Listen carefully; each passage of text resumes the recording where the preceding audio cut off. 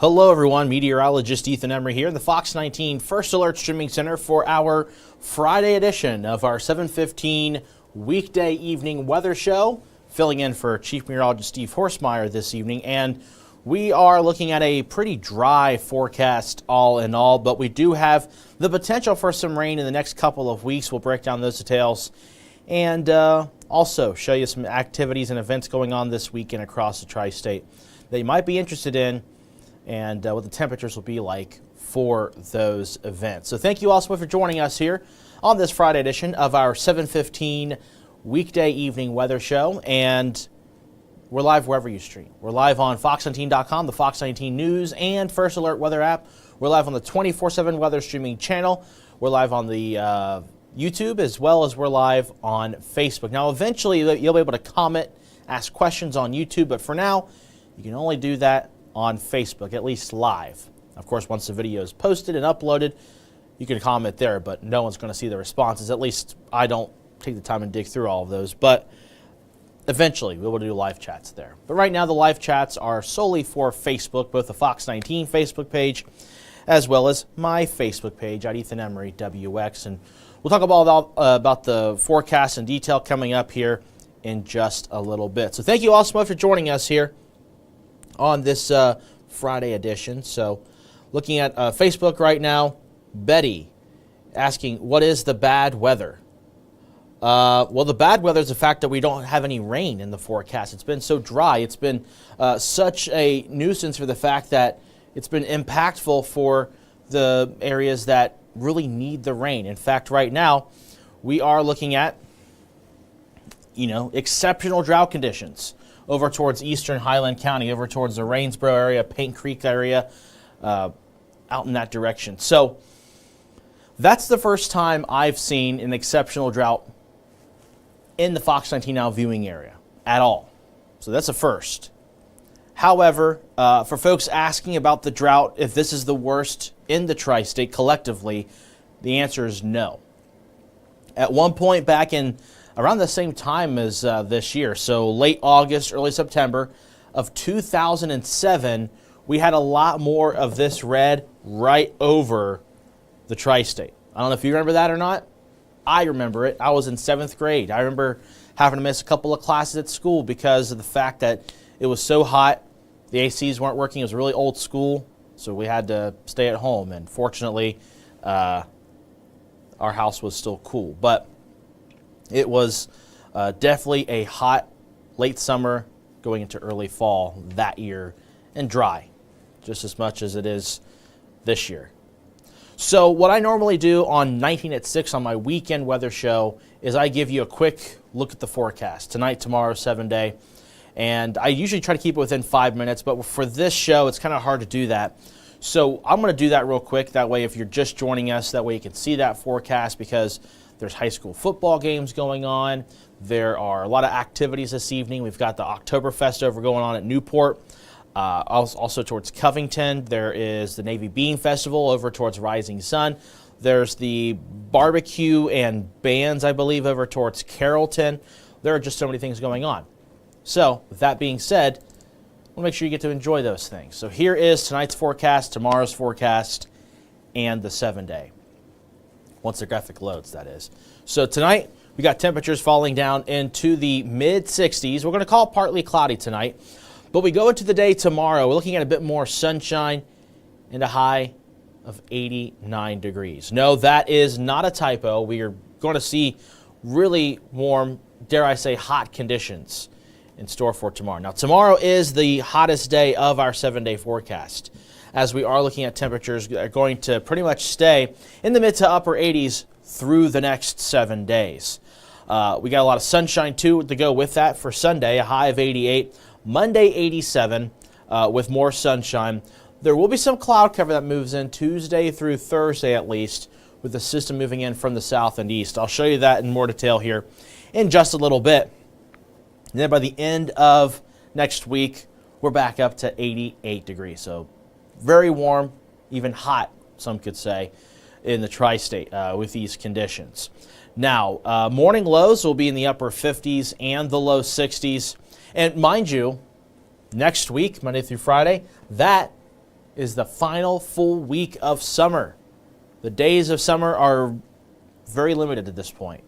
So Sunday marks 1 week until fall officially begins, and I will show you that forecast in our 14-day forecast coming up here in just a little bit. But I want to give you that 7-day, that way, just in case if you're having to go, run errands, do plans, have fun, you get the chance to do that and see the 7-day. So let's take a look right now on one of our tower cameras. And the tower camera does show, well, got really dark.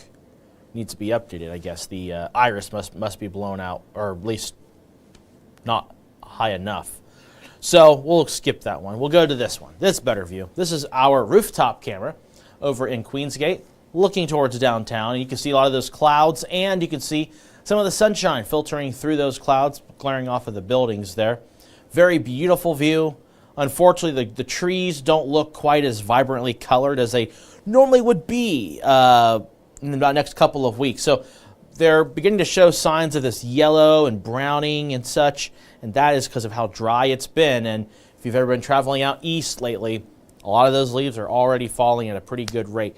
Not because of fall, but because rather of the fact it's been so dry. And that limits the sugar intake that goes up into the tree and the leaf, and the whole 9 yards for that. I could go on a spiel about that. But, yeah, not as vibrant of colors this year compared to the last couple of years in the tri-state because of how dry it is. So, let me go ahead and pull up radar real quick, because there were a couple of showers earlier this evening in portions of northern Kentucky. And once this loads, you'll see it's not very much activity.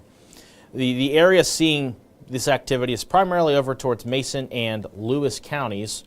And notice there is a little area towards Poplar Flat of what looks like there could be some moderate rain with that, but I think that doesn't look to be too significant. So mainly just light activity, probably sprinkles at best for most of these spots. And taking a look right now at our radar and satellite view. Now, mind you, this overdoes the rain a lot. This is just kind of gives you a good idea, general idea of where rain could be falling at. And with just how dry the atmosphere is, it's overdoing this by a lot. But we will wind this out to show you across the country that this area here, we got this wave of energy somewhere right in here. We've got the remnants of Francine here at this point, and it's just going to fall apart where it's at and eventually move off to the east. Why? Well, we've got high pressure. Got to widen this thing way out. And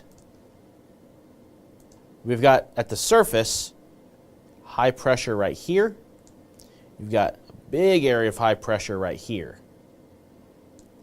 And then Francine, make sure this is the right thing. Yep, Francine, it's just right there. So it's got nowhere to go, really. So it's got to be forced to go over the Appalachian Mountains and just kind of get torn apart. But there is a little wave of energy here. It's going to stay to the north. Not going to impact us at all here in the Ohio Valley. But that's kind of what we're currently dealing with here in the U.S. Not really looking too active, fortunately, here in the country. So I'm going to pull up here just to double check if we have any active warnings anywhere in the U.S. We have a couple of flood warnings, flash flood warnings, that is, and that's over towards Alabama, Georgia, and over towards Florida, towards Panama City area. And that's just because of that heavy rain from Francine. Also, the remnants of Francine is producing what looks like a severe thunderstorm warning. This is over, well, back to where I used to work at, down in southwestern Kentucky. And this is probably for, I believe, Hopkins County, what it looks like. Yep, Hopkins and Webster County. And it's 60-mile-per-hour winds and small hail. That's all the way down towards, again, western Kentucky, near the Madisonville area. But for us in the Ohio Valley region, aside from that, things are looking quiet. Now, today was a really warm day. Now, we had a forecast high of 83 because of those clouds. The clouds didn't get quite as thick. In fact, they were really unimpressive when they for the majority of the day today. Now the clouds are showing up, but it's too late. It got quite warm because of that. So we got up to 87 at CVG. There were some places that were close to 90 today. I believe it was Hamilton that was up to 89, and we'll take a look at that here in just a second. But very warm day today, 7 degrees above normal for this time of the year. Morning low was also very warm at 67.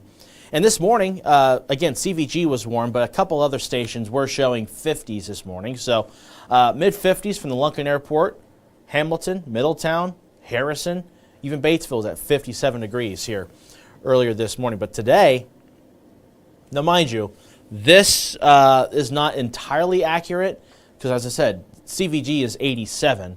It says 84, but this comes in from hourly. So this is kind of a rough estimate. But note that it's not fully accurate. 88 is what it shows in Hamilton, 89 in Middletown. So again, upper 80s, close to 90, and a couple of spots out there earlier today. And right now, it's still pretty warm. We got mid-80s still in Hamilton, 85 this hour, 81 towards Harrison, 80 in Batavia, 75 in Batesville, and 73 down into Falmouth. So a little bit milder down over towards Pendleton County there. But otherwise, things are pretty warm here this evening. Dew points to measure the moisture in the air in the upper 50s and the low 60s. And I don't think we're going to see a heat index value. Nope. Just wanted to see that if that was the case. And then the winds out there still looking a little breezy. Winds around 5 to 15 miles per hour with gusts. Well, they were close to 20 earlier, but as of 7 o'clock, they have died down just a little bit. Okay, I want to show the drought monitor one more time, and then I want to show an update on the burn bans. I'm just going to pull up the drought monitor and show you that. I mentioned at the top of this video about 15 minutes ago, but I'm going to say it again, that to my knowledge, from looking at the data, which the drought monitor only goes back to 1999, the exceptional drought in Highland County is the first time I believe I've seen an exceptional drought, period, in the Fox 19 Now viewing area. So that's quite significant. However, that being said, tri-state wide, this is not the worst it has ever been. There's a thing called recency bias. So right now you're feeling the impacts, you're seeing the impacts, and it's easy to assume that it's the worst. Now, for folks over towards Highland County, towards this area here, that is the worst. Again, exceptional drought has not ever happened in the Fox 19 Now viewing area, at least from what I had seen. I dug through the data from the drought monitor, which dates back to 1999. I didn't see anything exceptional drought in the tri-state. If there is any other data to dispute that, let me know, and I'll look into it. But what was worse than this in the tri-state, generally speaking, was back in late August, early September of 2007. We had a lot of red on this map right over top of Cincinnati and Hillsborough and Hamilton and Greensburg. And that's extreme drought conditions. So it was a big blanket of red on this map at that time. And I remember it being in 7th grade. We had school canceled for a few days. We had a really old school building, and the AC just didn't work. And when you had actual temperatures, which is similar to this time of year at that time, actual temperatures were in the upper 90s and I believe the low 100s. And I want to say we also had heat index or heat advisories, I believe. I haven't dug into the data, at least with regards to that, but it was definitely very hot and dry that year. And so that was what looked to be the worst drought monitor showing in the tri-state, again, back in 2007. So it's bad here, obviously, but not the worst. Don't want to hyperbolize something like that. And I don't think that's a word, but you don't make a hyperbole of something that doesn't necessarily need it. But it is very impactful, especially for the folks dealing with the exceptional drought, dealing with the low water shortage, or the water shortages going on towards Highland County. Brenda Ordonez had a great story about that earlier. And there's burn bans, not just in Highland County in Ohio, but several other counties.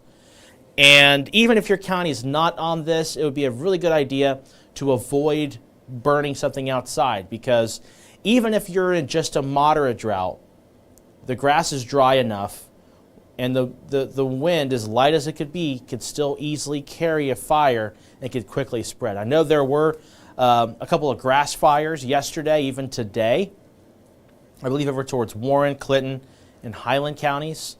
And sometimes those things happen just by a slight spark. It could be a cigarette, it could be anything. But regardless, you want to try to be responsible in these kind of situations.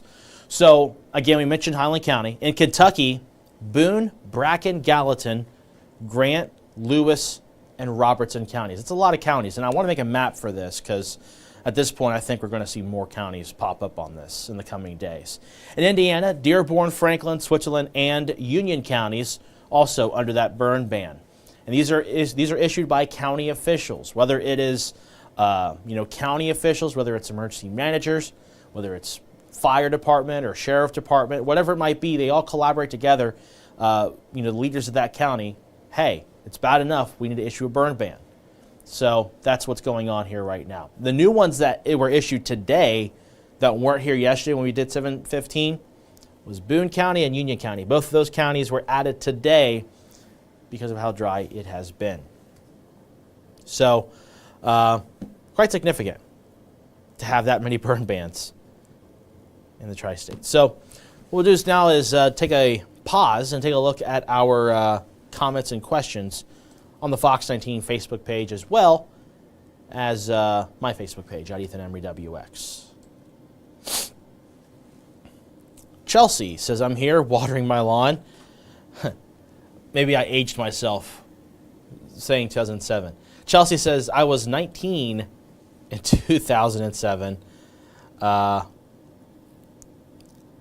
Azazel, if I mispronounce your name, I apologize, saying that they graduated in 2007. High school or college? I'm going to assume high school.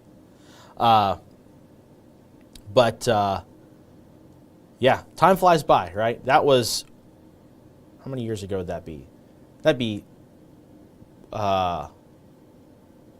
17 years ago? No. Man, I can't do math right now. Sheesh. 8, 9, 10, 11, 12, 13, 14. I was right, 17. Man. So, yeah, okay. High school. That is correct. Cool. Here we go. Nick. When will regular rain return to the forecast? When the ridge of high pressure dominating the Midwest expected to break down? Excellent question, Nick. Excellent, excellent, excellent condition. I've been looking at that data. I want to know the answer myself. And to answer that question, I want to build a graphic for this. But I will say the answer to that question is not going to be for at least 3 weeks. After 3 weeks, there's a lot of uncertainty. Models are trying to paint the picture of maybe some rain, maybe that bridge collapsing, but it's right now does not look favorable. So, forgive me. I need to make a graphic for this. I just have not had the time. Got a lot of stuff going on in the weather department with regards to projects and all that fun stuff. So it's really going to be kind of hard to demonstrate this. Let me try to find the appropriate thing to show. So what we've got going on is in the upper levels of the atmosphere, you have this ridging pattern here. And then you got the polar jet up here.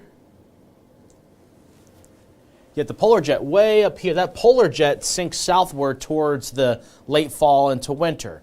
And occasionally, when you have more amplification of the jet stream, it tends to give you these, bursts of cold spells, or you might have an amplified ridge come in and give you a burst of heat for a couple of days. That's the usual scenario. Now, when it comes to climate patterns, this is something partially due to anthropogenic climate change, where the ridge does not have as much amplification in terms of I guess I don't know if amplification is quite the word, but it's not quite as amplified. There's no big swing. The jet stream so becomes lazy, and that meaning that there's not a big swing. You want to see those good big swings because that allows for the seasonal patterns to change. But our forecast for the next 3 weeks is basically this. This ridge, there's no major movement, there's no big shift. It's just sitting there. And so we're looking at this continued pattern of dry, hot conditions here in the Ohio Valley for at least the next 2 weeks. The third week does look a bit more confident to see it still being around, which would be the first week of October, or at least the end of September, beginning of October. Temperatures look to remain well above normal. This ridging pattern still looks to exist at that point. So hopefully that answered a little bit of your question, Nick. But that's, this lazy jet stream, this lazy Pacific jet stream has not really been helpful at all for us. And at the surface, if you're curious, and I mentioned this yesterday on our 7:15 show, but the reason why Francine really didn't do a whole lot for us, despite the fact that over a week ago we were looking at it saying, hey, maybe it could bring us some rain. The reason why it didn't is because of the position of highs and lows at the surface and higher up. We already had that ridge higher up. It's not doing us any favors, so we had to look at the surface. And the surface was just not helping us out because we had this big area of high pressure. It's still there. And that high pressure spins like a clock. And with it, very dry air. And notice where I drew the arrows at. That's about where the high pressure really extends towards. And notice here, the clouds, they're kind of getting ejected. It's from this high right here. We call this a blocking pattern here. This high pressure, it's so strong, it's not moving very easily. In fact, it's not moving at all with Francine here in the picture. Francine is just getting shredded at this point. And we also have an area of high pressure all the way out here into the Central Plains into the mid-level Rockies, or mid-Rockies, towards Denver, towards Wyoming. And so this big ridge, the upper levels, is kind of in a holding pattern with all the stuff going on near the surface. Susan saying, not good news. No, it's not great news to hear, especially with how bad the drought has been in the tri-state.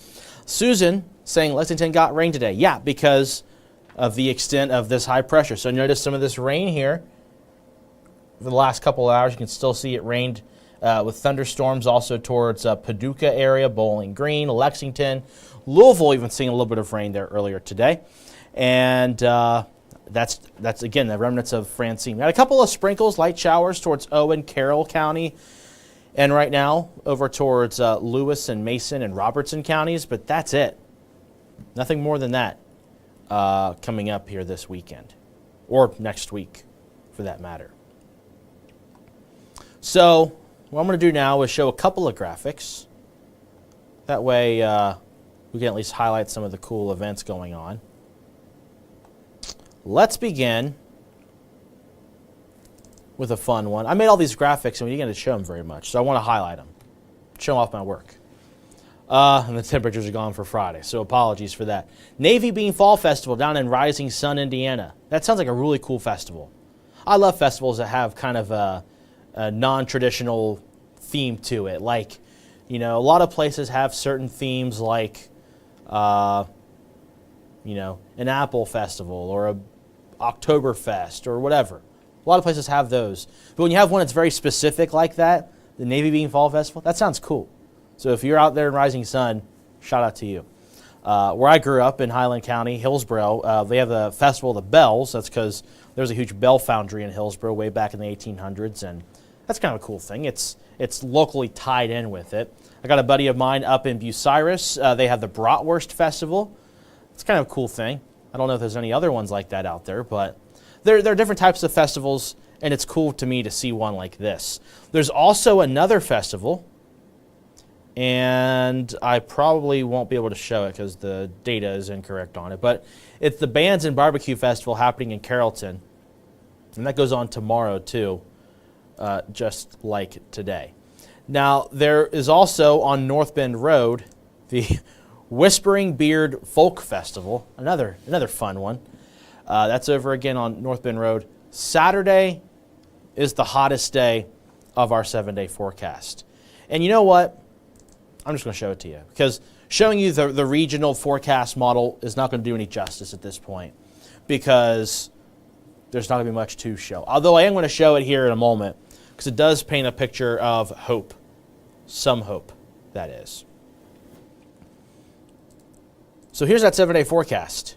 You can see those temperatures staying warm, mid to upper 80s through the next 7 days. The, dare I say, coolest day of the 7-day forecast is Wednesday, 85 with partly cloudy skies. The warmest day is Saturday, 89. And morning lows will generally be in the mid to upper 50s and the low 60s. So staying warm at night and staying very warm to hot during the day, along with the dry conditions. Looking at my Facebook page real quick, and hey, got a comment from one of my good friends from middle school and high school, Cody Nixdorf. Hey, Cody, hope you're doing well, buddy. He said, hope you're doing well to me. I hope you're doing well too, Cody. Appreciate you tuning in. Thank you for commenting and being a fan of my page. Hope you're doing well too, Cody. But that is the 7-day forecast. Again, looking at a couple of days where we have a mix of sun and clouds, and I'll show you on the forecast model, the long-range one. This could bring in maybe a sprinkle for areas to our far east, areas that really need it. But the confidence is not great, and not to mention confidence is actually beginning to increase of it not actually happening in terms of it trying to rain here. So I mentioned it yesterday on 7:15 streaming show. If you didn't catch it, this system, it's coming in from the south and east, has to go over the mountains to get here, and usually that leads us to just drier air with some clouds. And that's what I have here, at least for Tuesday, Wednesday, and Thursday. Now, that's the 7-day forecast. Let's go beyond. This is the Beyond 7-day forecast does show things staying warm. Saturday, the final day of summer, next week, not tomorrow, but next Saturday, September 21st, 90, our high temperature. Sunday, the first day of fall, the autumnal equinox happening on September 22nd, a high of 87. Now, I will say, models are going back and forth. Could it make it to low 90s? Could it be in the mid 80s? So I kept it in the middle, 87 for now. We go into the first full week of fall, and that's where changes look to begin to take place for two things. One, temperatures going a little bit lower. It's encouraging, right? So highs will be generally in the low to mid 80s, lows in the low 60s. The second thing is more humidity, more moisture availability in the atmosphere, which will be welcomed and will bring us rain chances. So Monday night, from looking at the data, this has been something I've been noticing in the pattern the last few days. Monday night of the 23rd through Tuesday night until Wednesday, the 25th, there's a chance of rain that day, around that time period. Then there's another opportunity for pop-up showers and storms, the 26th, the 27th, and it does look to continue going into the end of the month of September to early October. Does it look like a complete washout? Absolutely not. It looks like pop-up chances just because we get a little bit more of a humid atmosphere, and with that, we are kind of at that phase where it's still warm, but we're getting more, I don't want to say tropical air mass, but we're definitely getting more humidity into the region. So that's what I'm looking at in the next 14 days. So going to basically the end of September here and the 14-day forecast. So here is the temperature trend here in just a moment. You'll see the 7-day plus. Highs will be well above normal. In fact, the coolest day is all the way on Friday, the 27th, at 79, which is 4 degrees above normal for Cincinnati. And morning lows, I mean, look at that. That is just, wow. Morning low of 59 is the coolest morning low on Tuesday, this coming Tuesday, and the following Friday. And that's it. Actually, take that back. The 58, Thursday, the 26th. Apologies for that. 58. That's the coolest day, or coolest night, rather, of the 7-day forecast. And our normal morning low by that point will be around 53, 54. So, pretty warm over the next 2 weeks. Hate to see it. So let me go ahead and pull up the long-range forecast model, and you'll be able to see what I'm talking about with regards to that week, that first full week of fall. So here's the remnants of Francine. This model doing a very good job at depicting those remnants and kind of the locations. So here's Saturday, here's Sunday, Monday, looking dry. Now this system down here, this has been consistent for the last few days. In fact, I know meteorologist Ashley Smith talked about this back on Tuesday. So that just tells you it's been the last few days here that this model, the models are beginning to show this low pressure system developing out along the Atlantic coast towards the Carolinas. Could bring in some good rainfall for them. But the model will take this thing into Western Virginia, into West Virginia. Now, though this map does not do a really good job at representing, is that right through here, if you know your geography, is the Appalachian Mountains. And when you have this system going up and over the mountains, it'll get really wet where it currently is, but when it goes over the mountains, it dries out. It has a much harder time of maintaining that moisture due to, you know, the dynamics. We'll just say that.